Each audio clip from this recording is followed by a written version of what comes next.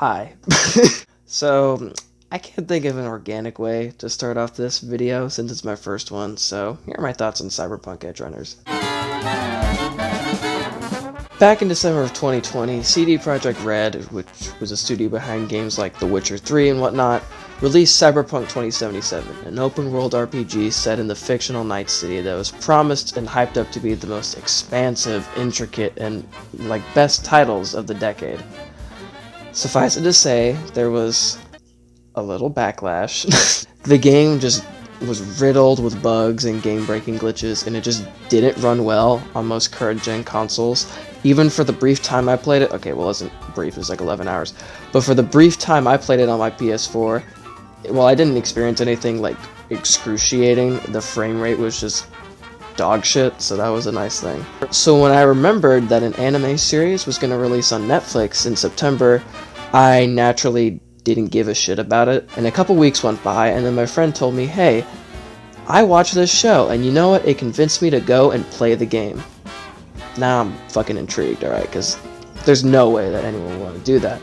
Now, I'm not a big anime guy myself, I'll watch one if it interests me, and believe me when I say that after my friend told me that, I was very interested in this. So then I decided, why not, I'll bite the bullet, watch it, can't lose anything from it.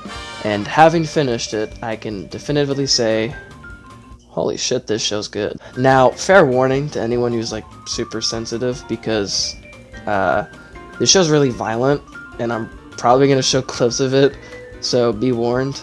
Also spoilers, I'm going to spoil the whole fucking thing, so. To start this section off, I want to talk about the strong points of the writing, because David's journey of finding his own ambition was just pulled off so well, in my opinion. Watching all the shit he goes through throughout the show, from losing his mom, Gloria, in episode 1 from a car crash, and seeing Maine succumb to cyberpsychosis in episode 6, which is the best episode, by the way, makes his arc just that much more satisfying in the end.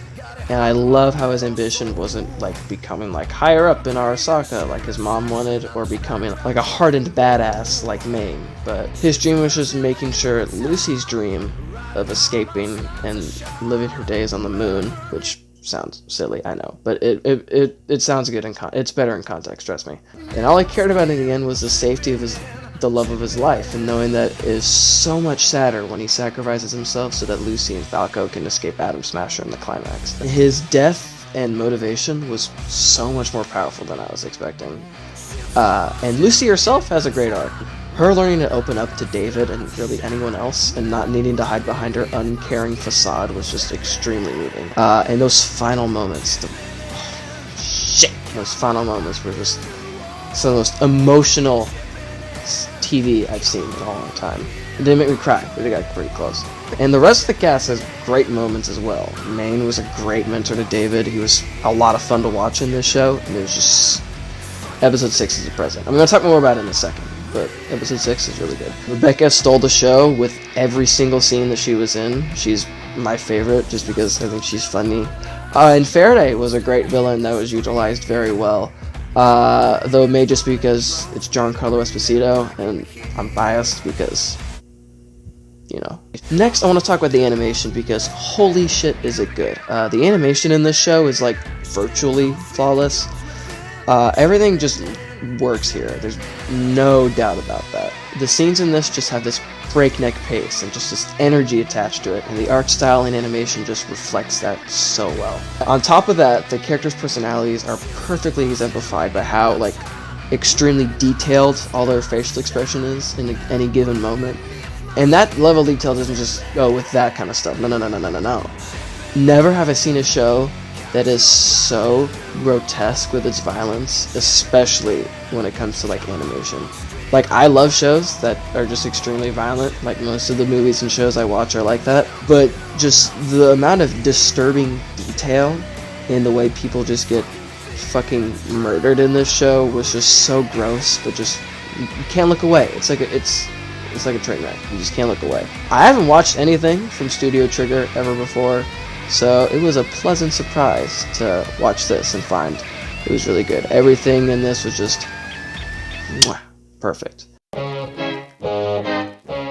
Okay, this list is pretty short, but it's worth mentioning anyways. That breakneck pace that I mentioned earlier, while it is good in terms of animation, can make the story feel just a little rushed at times. Like, the show wanted to do a lot more than with the time it was allotted.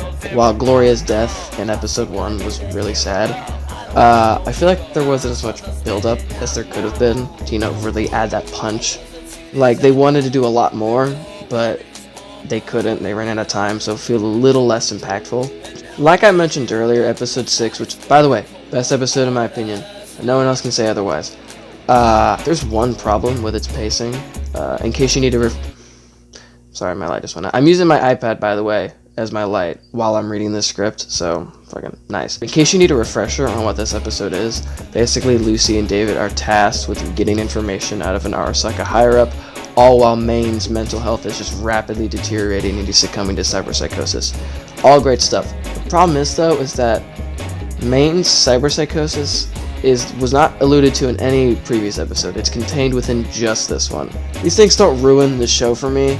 They're just things I wish were done just a little bit differently, and it would have made it just a little bit better. Alright, with the negatives being relatively short, we have ourselves a pretty damn good show. A show so good, in fact, that I was convinced to picking up the game again. That's right. I got my PS4 copy. Wait, hang on, let me get it real quick. Shit. Alright, well, I'll pick that up in a second. I got my PS4 copy, waited an extremely long time because my internet is just that great here. And I started playing it again. I'm like 13 hours in it right now, and you know what? I'm glad I did, because now I have a newfound appreciation for this game. That, and also it doesn't run like it's on a baked potato now, so that's good. Anyways, yeah, show's really good. 9 out of 10 for me. Thank you to the 5 people who are going to watch this, probably. Because this is my first video, so I really appreciate whoever watches this.